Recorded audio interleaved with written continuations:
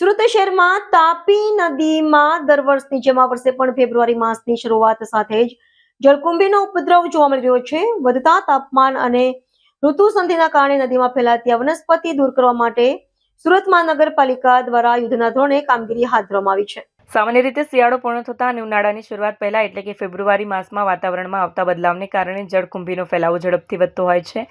ઉપવાસમાંથી છોડવામાં આવતા પાણીના પ્રવાહમાં ઘટાડો થતાં અને નદીના સ્થિર પાણીમાં પોષક તત્વો વધતા જળકુંભી આક્રમક રીતે ફેલાય છે. આ વનસ્પતિ નદીના ઓક્સિજન સ્તરમાં ઘટાડો કરે છે, જેનાથી જળચર સૃષ્ટિ પર જોખમ ઊભું થાય છે.